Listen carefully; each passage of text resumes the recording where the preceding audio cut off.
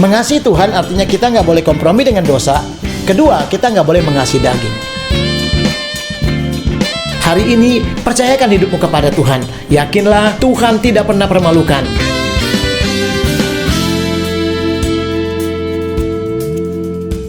Kita kembali lagi bersyukur Bapak Ibu Saudara, karena pagi ini kita di dalam anugerahnya akan membahas satu hal, yaitu masalah kita kecil di hadapan Tuhan. Kalau kita menyadari bahwa di hadapan Tuhan tidak ada yang besar, karena Tuhan kita Tuhan yang besar. Dan kalau kita sadar bahwa setiap masalah itu adalah hal-hal yang biasa dan Tuhan sanggup melakukannya, maka saya mengambil tema masalah saudara atau masalah kita kecil di hadapan Tuhan. Mari kita baca ayatnya, Yohanes pasal 11 ayat yang ke-6. Namun setelah didengarnya bahwa Lazarus sakit, ia sengaja tinggal 2 hari lagi di tempat di mana ia berada. Kekasih dalam Tuhan, kadangkala kita merasa waktu kita diperhadapkan dengan masalah atau masalah tiba-tiba menimpah kita, seolah-olah dunia runtuh, seolah-olah hidup kita akan berakhir. Sebenarnya kalau kita menyadari bahwa memang kalau tidak ada Tuhan, kalau tidak ada yang mengasihi kita, maka kita akan hancur. Tetapi kalau ada Tuhan, maka semuanya Tuhan bisa atasi, Tuhan bisa menolong kita. Itu sebabnya masalah kita kecil di hadapan Tuhan. 2 hal yang harus kita tahu. Pertama, Dia Tuhan yang mendengar. Saudara, yang kedua adalah Dia Tuhan yang bisa mengatasinya. Jadi Dia Tuhan yang mendengar, dan yang kedua Dia Tuhan yang bisa mengatasinya. 2 hal ini yang membuat bahwa setiap masalah-masalah kita di hadapan Tuhan sangat kecil dan tidak berarti apa-apa. Mari kita melihat saudaraku, apa kata Yeremia? Dia Tuhan yang mendengar. Artinya kalau Tuhan yang mendengar apapun keadaanmu, seperti Tuhan mendengar Lazarus sakit diberitakan, dia tenang. Kenapa dia tenang? Saudara, dia tidak langsung pergi. Karena bagi dia masalah itu tidak berarti, saudara. Dia Tuhan yang sangat hebat.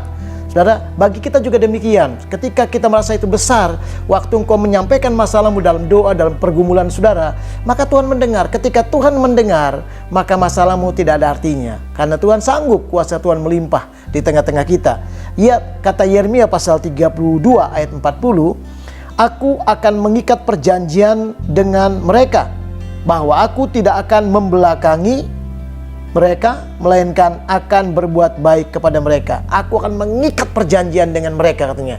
Dan aku tidak akan membelakangi, tetapi mengingat. Artinya kalau kita punya Tuhan yang bisa mendengar dan yang mendengar kita, maka saudara jangan pernah takut. Kenapa? Karena Tuhan mengikat perjanjian, bahkan dikatakan bahwa Tuhan tidak akan membelakangi kita. Artinya Tuhan melihat kejadiannya dan Tuhan menolong kita. Dan dengan cara bagaimana? Dia akan melakukan perbuatan-perbuatan baik.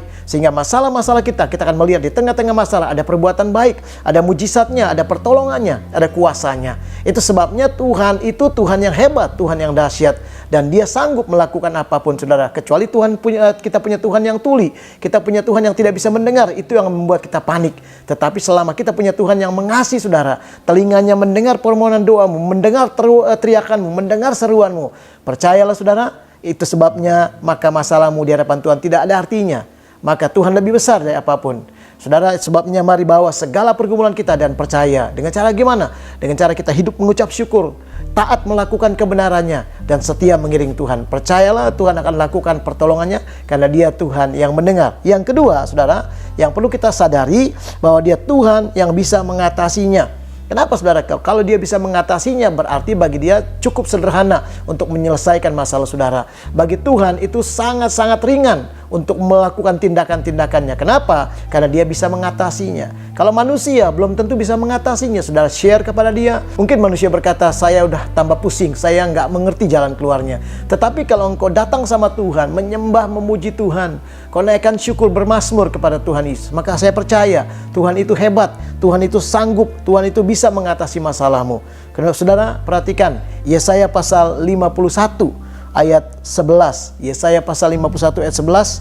Maka orang-orang yang dibebaskan Tuhan akan pulang dan masuk ke Sion dengan sorak-sorai.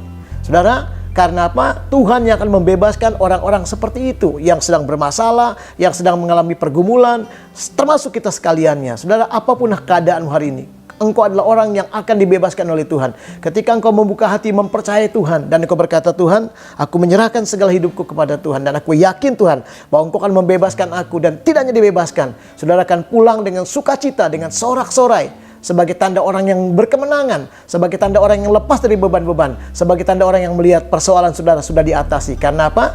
Kuasa Tuhan meliputi semuanya. Kuasa Tuhan menjadi bagian orang-orang percaya. Kuasa Tuhan ada di tengah-tengah keluargamu dan setiap bisnis usahamu, setiap pelayananmu. Hari ini saudara, kuasa Tuhan melimpah dalam kehidupan kita semuanya. Mari sadari bahwa kita punya Tuhan yang sanggup mengatasinya. Dia bisa mengatasi apapun. Bawalah segala pergumulan hidupmu kepada Tuhan. Maka yakinlah saudara, dalam Tuhan ada kemenangan, ada berkat Tuhan sepanjang hari ini. Hari yang hebat bagi saudara, karena Tuhan menyertai memberkati. Amin.